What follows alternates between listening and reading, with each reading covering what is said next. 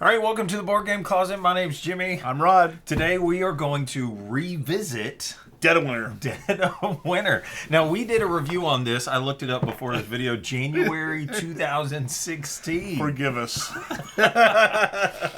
We'll put a link to that down in the description below so you can go back and see it. But tell us why we wanted to do this video today about revisiting a game we already reviewed. Because I'm loving it. So back then, I gave it a white. Now, I mean, we played like 3 or 4 times, 5 times. It's just been so much fun. Yeah.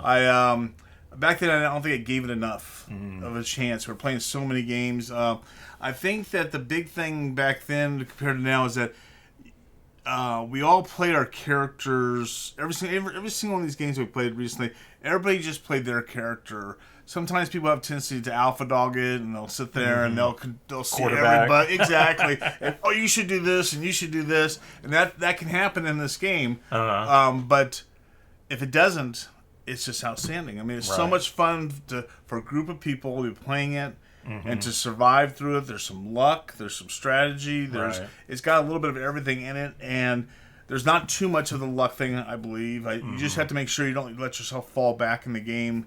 I guess because multiple things can start happening before you know it. You're overrun, you're avalanche, so things can go wrong. But it is it's an entertaining game, keeps you on the edge the whole time. It is a blast. I really enjoy it. Yeah, so the whole reason is we broke this out recently. We hadn't played in forever, and we had a game day. And Rod's like, bring that over. We haven't played that for a while. Now, this was a Hall of Fame game for me. Right. We did this video like one time. And it should be a Hall of Fame game. Honestly, my whole thing changes on it. It's definitely a Hall of Fame game. Now, the way that this particular day went down, you said, let's play it. Your son was going to come over later, and so we played it once. And then your son came over. We played it again. Right. And then another group of people popped in. And we said, third time. Let's play it again. Yeah.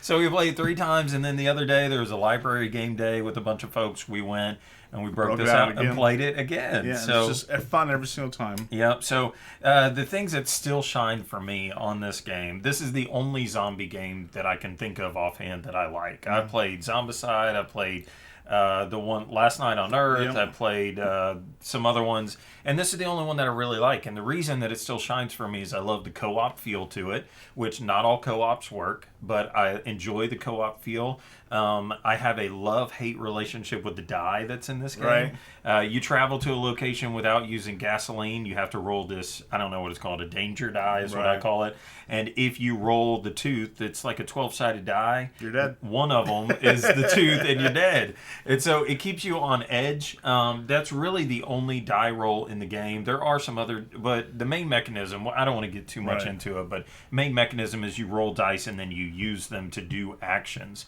I like that. So it's not a, let me roll 1,000 times in this game to see if I win or lose. I roll the dice, and then, like as a Euro gamer, I like saying, now what are my options? What can I do with these dice that I've rolled? I really like that. The crossroad cards are still pretty cool. Yeah. I mean, I like there's a something, so you have an overall objective, and then all these other things are happening during it. It just it's pretty, and plus you're picking up new people and doing and that type of thing. Each one of them has their own skills. As we have found out, almost every one of those skills is awesome to have. It's just you wish you had more of them. Of them. Exactly. But then you got to feed them. So. Yeah. That's exactly the issue. But it's just a fun game in that. Now, there are some flaws to it, some things that I still don't. When we revisited this game that maybe I didn't even see before. I need to go watch the video again, see if we brought this up. But the trader mechanism is probably the weak point of this game. Right. In that there are crises that you have to do every single round, and that is a potential for a trader to emerge. But it's almost so painfully obvious that if somebody says, here, I'll contribute some medicine to this, and then at the end of the round they don't, well, then you're like, well, only you and you contributed, so it's one of you, and then, so I never found myself, every time I've been the trader, saying, you know what, I'm going to do this. Instead, I laid low until maybe the very end of the game to do something, or maybe I just didn't help when I could have had cards.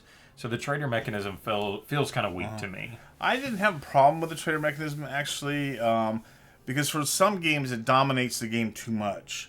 And I prefer the co-op. What I love about this game is the co-op portion of it. Right. And even though there's a person that's a trader in the game, they have to at least play on your team somewhat because you have all those abilities to see what they're doing, and really they have to kind of pull it off towards the end. So when things start happening, start avalanching on you, then they come out and do their thing, right? Because that'll make things worse.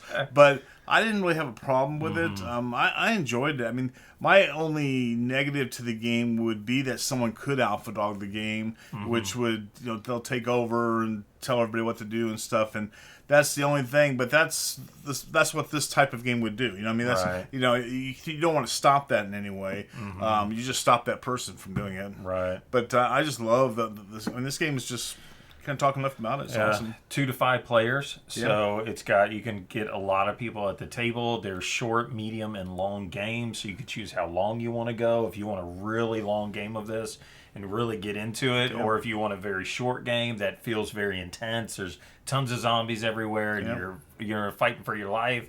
I like that aspect, and like I said, the crossroad cards are so cool when they click. So every round you pull a card, and then you might read the card or not. Right. And so you're watching like a hawk. Oh, okay, you moved to the library. Let me read the rest of this card, and then it plays out. That's just really cool, how that works. One other thing I was impressed with was how fast the newbies got into the game.